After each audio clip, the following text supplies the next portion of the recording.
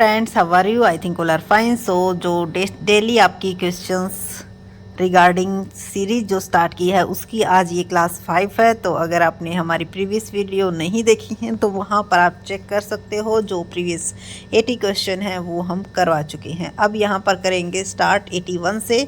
तो देखो, ज़्यादा से ज़्यादा कोशिश की जाती है आपको हिंदी लैंग्वेज का यूज़ करके समझाने की, क्योंकि जो क्वेश्चंस मिलते हैं, जो भी क्वेश्चन मिलते हैं वो मोस्टली इंग्लिश में ही मिलते हैं।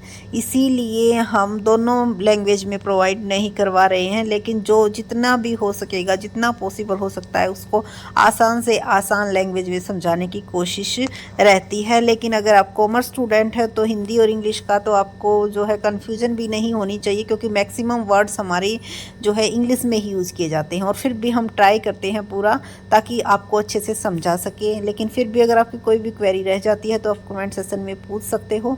उसके साथ साथ अगर आपने हमारा पीजीटी कॉमर्स के लिए अभी तक free of cost Telegram group join नहीं किया है तो आप उसको ज्वाइन कर सकते हो।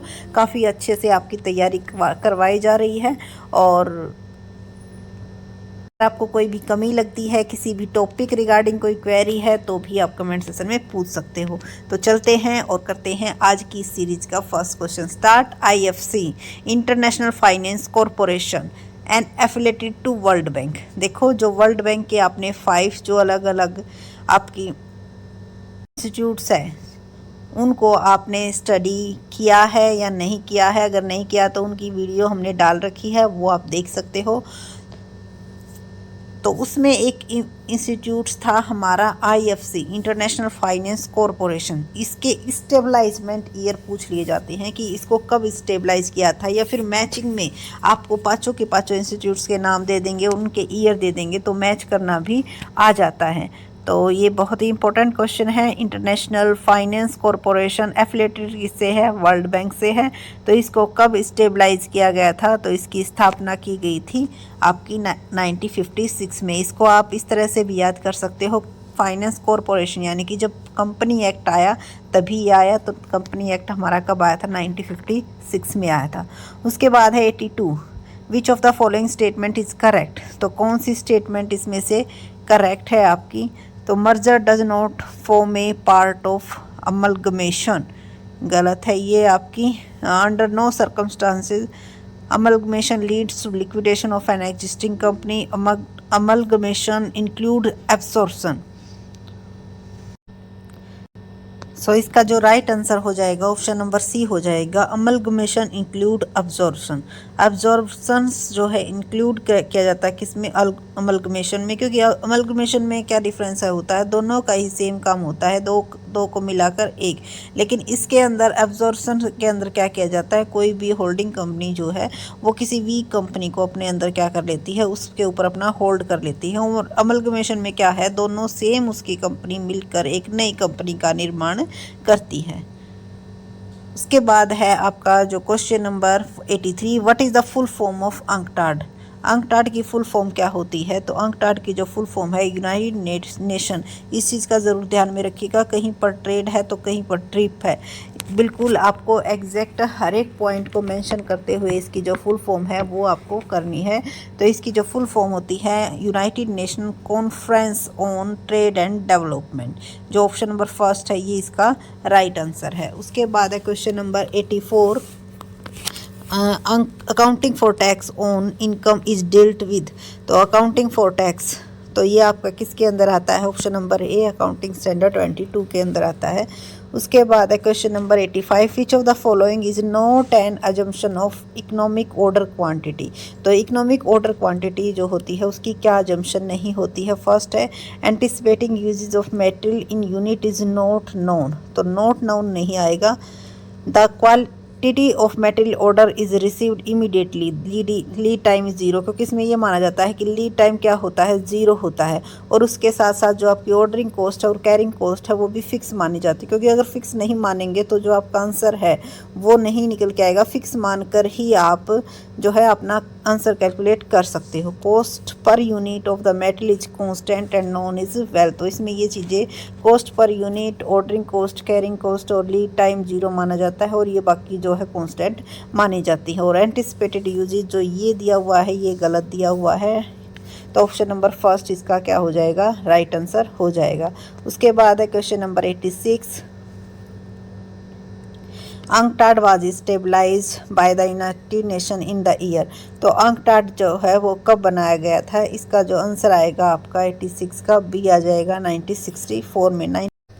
So question number 87, which of the following statement regarding National Commission is not true as per Consumer Protection Act। तो कंज्यूमर प्रोटेक्शन एक्ट के अकॉर्डिंग नेशनल कमीशन की कौन सी स्टेटमेंट जो है राइट नहीं है। The commission consist of 8 member out of which 2 members are women. तो सबसे पहले ही जो स्टेटमेंट दी गई है वो रॉन्ग दी गई है, क्योंकि नेशनल कमीशन के अंतर्गत president and minimum 4 other members होते हैं, जिसमें कि वन वुमेन होनी ज़रूरी होती है, यानी कि टोटल जो है 5 मेंबर्स आपके इसमें हो सकते हैं, 4 मेंबर्स आपके और 1 वुमेन होनी ज़रूरी है। ठीक है, वो प्रेसिडेंट को मिलाकर, अगर प्रेसिडेंट को छोड़ दे तो कितने मेंबर होने चाहिए, 4 होने चाहिए। अगर इंक्लूडिंग प्रेसिडेंट गिवन है तो कितने मेंबर, 5 आपके होने ज़रूरी है कमेटी के अंदर। उसके बाद है where the headquarter of the world trade organization is located. तो WTO का जो हेडक्वार्टर है वो आपका कहाँ पे है, तो 88 का जो राइट आंसर आएगा ऑप्शन नंबर डी, जनेवा स्विट्ज़रलैंड। और जो लगभग ट्रेड से रिगार्डिंग है तो उन सभी का जो हेडक्वार्टर है वो आपको जनेवा स्विट्ज़रलैंड में ही मिलेगा। उसके बाद है क्वेश्चन नंबर 89। जब हम बनाते हैं कैश फ्लो स्टेटमेंट, तो कैश फ्लो स्टेटमेंट बनाते हैं उससे हमें जो कैश रिसिप्ट्स होता है, रॉयल्टी, फीस या कमीशन, वो हमारा किस एक्टिविटी के अंदर आते हैं। तो देखो 3 टाइप्स की एक्टिविटी, फाइनेंशिंग एक्टिविटी, ऑपरेटिंग और इन्वेस्टिंग एक्टिविटी। तो ये तीनों के तीनों आपके किस टाइप के अंदर आएंगे, ऑप्शन नंबर बी के अंदर आएंगे, ऑपरेटिंग एक्टिविटीज़ के अंदर इन्वॉल्व किया जाएगा। उसके बाद है question number 90, in one area in which business and trade law are different from rest of the country and are located within a country national border, however they are treated just like foreign territory for the purpose of trade and commerce। तो एक ऐसा area जहाँ पर जो trade होते हैं, business के जो लॉ होते हैं वो डिफरेंट लगते हैं रेस्ट ऑफ कंट्री, उसको हम क्या बोलते हैं, तो उसका हमारा जो आंसर आ जाएगा ऑप्शन नंबर ए, जिसको हम सेज या स्पेशल इकोनॉमिक जोन इसकी फुल फॉर्म हो जाएगी। जहाँ पर हमारी जो पूरी कंट्रीज़ में जो ट्रेड के लिए जो भी लॉ बनाए गए हैं, बिजनेस के लिए जो भी लॉ बनाए गए हैं, तो अगर आप का बिजनेस SEZ एरिया के अंतर्गत आता है, यानी कि स्पेशल इकोनॉमिक जोन के अंतर्गत आता है, तो उसके ऊपर जो रूल इम्प्लीमेंट होती हैं वो अलग इम्प्लीमेंट होते हैं, जैसे फॉरेन टेरिटरी के ऊपर इम्प्लीमेंट होते हैं। उसके बाद find the odd one out with regard to tariff और non tariff barrier in foreign trade. तो टैरिफ और नॉन टैरिफ बैरियर को लेकर कौन सा इनमें अलग से आपका ओड मेंशन है।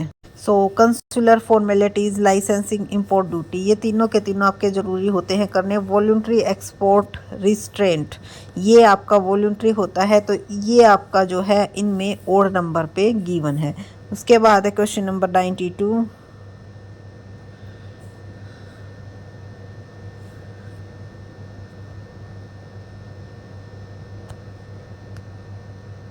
सो 92 क्वेश्चन क्या है, अबनॉर्मल इफेक्टिवनेस और wastage valuation is done on the basis of. तो अबनॉर्मल जो इफेक्टिवनेस या फिर जो वेस्टेज होता है उसकी वैल्यूएशन किस बेस पे की जाती है, तो उसकी वैल्यूएशन के लिए हम cost per unit of goods, cost क्या आई है यूनिट ऑफ गुड्स की, उसी टाइम इस चीज़ को कैलकुलेट किया जाता है।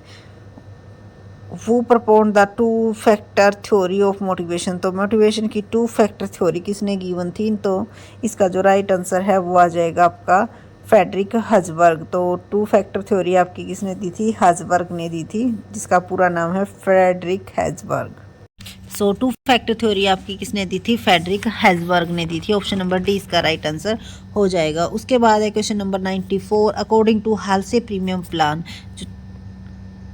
Time wages guaranteed with a bonus of dash wages for time saved. तो कितने परसेंट जो है according to Halsey premium plan के अकॉर्डिंग जो time wages guarantee with a bonus dash of wages for time, तो इसका जो राइट आंसर हो जाएगा वो हो जाएगा आपका ऑप्शन नंबर सी 66.63। उसके बाद है question number 95 dash involve the examination and redesign of a set of related work activities that are performed by employees to achieve business goal and workflow is an organization। तो इसको हम क्या बोलेंगे, देखो यहाँ पे क्या मेंशन है आपका, इसको अगर आप क्वेश्चन को ध्यान से देखोगे तो कई बार ये पूछा जाता है redesign of A set of related work activity, यानी कि उसको दोबारा से क्या करना, रीडिज़ाइन करना। वो हमारा किसका पार्ट हो जाता है, बिजनेस प्रोसेस री इंजीनियरिंग का पार्ट होता है। किसी भी चीज़ को हम दोबारा से क्या करते हैं, जब डिज़ाइन करते हैं, ठीक है, तो उसको बोलते हैं बिजनेस प्रोसेस री इंजीनियरिंग। उसके बाद question number 96 the goal of matching the knowledge skill and ability that are centre to perform a job is determined by job analysis which the prospective employees knowledge skill and ability is called technical in management language. तो इसको क्या कहा जाता है, अगर technical language में देखा जाए तो इसका ऑप्शन नंबर जो ए आ जाएगा, पर्सन जॉब फिट, इसको जो है मैनेजमेंट की लैंग्वेज में कहा जाता है। तो इस चीज़ को आप याद रखिएगा। इसका आंसर जो आएगा पर्सन जॉब फिट आएगा, कि कौन सा पर्सन किस जॉब के लिए फिट है। उसके बाद है विच list does India belong in the UNCTAD membership, तो कौन सी लिस्ट के अंदर जो है इंडिया बिलोंग करता है अंकटाड की मेंबरशिप के अंदर। तो इसका आंसर आ जाएगा option number C, list A के अकॉर्डिंग। उसके बाद है question number 98 so 98 grape wine must be categorised under, grape wine जो होता है वो हमारा किसका पार्ट होता है, बहुत बार ये पूछा जाता है। ऑप्शन नंबर बी इसका जो है राइट आंसर हो जाएगा, कम्युनिकेशन का एक ये इनफॉर्मल कम्युनिकेशन का ये एक पार्ट होता है, ठीक है। तो इस चीज़ को भी ज़रूर ध्यान पे रखिएगा, कई बार कम्युनिकेशन नहीं दिया होता, इनफॉर्मल दे देते हैं, तो वो भी आपका राइट हो जाएगा। उसके बाद है 99 dash is a work group of employees वो meet regularly to discuss their problem investigation causes recommended solution and take corrective action. ये मैंने परसों करवाया था, बहुत ही अच्छे से करवाया था। अगर आपने वो वीडियो देखी होगी तो आप देखते ही इसका जवाब दे पाओगे। This is generally a small group of employing belongs to the same work area, same work area के पर्सन जब मिलकर एक स्मॉल ग्रुप बना लेते हैं, और ग्रुप मेंबर भी बताए थे मैंने, मिनिमम मेंबर कितने होने चाहिए, 3 होने चाहिए, और जो मैक्सिमम मेंबर की लिमिट थी वो कितनी होनी चाहिए, 12 होनी चाहिए। तो 3 to 12 इसकी जो मेंबर्स की लिमिट होती है, तो उसको हम क्या बोलते हैं, क्वालिटी सर्कल बोलते हैं, ठीक है। जब हम कोई भी चीज़ रिकमेंड करते हैं किसी सॉल्यूशन को और उसके लिए एक्शन लेते हैं, बहुत ही इंपॉर्टेंट है, क्योंकि देखो 4-5 पॉइंट ऐसे हैं, 4-5 टॉपिक ऐसे हैं जिनमें से 100% क्वेश्चन पूछे जाते हैं, तो ये भी उन्हीं में से एक है। उसके बाद है आज की इस सीरीज का last question, which are one of the following में help in building on innovation enabled organisation. तो ये इनमें से कौन सा एक हेल्प करता है आपकी इनोवेशन इनोवेशन इनेबल्ड ऑर्गेनाइजेशन के लिए। तो इसका आंसर आ जाएगा आपका following effective cross functional teams. तो इफ़ेक्टिव होगी अगर क्रॉस फंक्शनल टीम, तो वो आपकी जो इनोवेशन है, क्योंकि इसमें इनोवेशन कब होता है, जब क्रॉस में वर्क किया जाता है, तो वही टीम आपकी क्या होएगी, इनेबल्ड होएगी इनोवेशंस के लिए, ठीक है। तो इसका जो राइट आंसर हो जाएगा वो हो जाएगा ऑप्शन नंबर डी। तो आज की ये सीरीज यहीं पर ख़त्म करते हैं, क्योंकि बहुत ही लंबी वीडियो हो जाएगी। जैसे जैसे एग्ज़ाम पास आता जाएगा, आपकी जो क्वेश्चंस हैं उनकी नंबर्स भी क्या है, इंक्रीज होते जाएंगे, और जो भी प्रॉब्लम आएगी वो आपके साथ साथ नेक्स्ट वीडियो में डिस्कस करते जाएंगे। तो कोई भी प्रॉब्लम आपको अगर आती है, किसी भी टॉपिक पर आपको वीडियो चाहिए, तो दोबारा से कह रहे हैं जी, कमेंट में ज़रूर बताइएगा, क्योंकि it's my duty. So thank you so much. और अगर हमारा काम अच्छा लगता है, आपकी 1% भी हेल्प होती है, तो वीडियो को लाइक और अपने फ्रेंड्स में ज़रूर शेयर कीजिएगा। Thank you so much.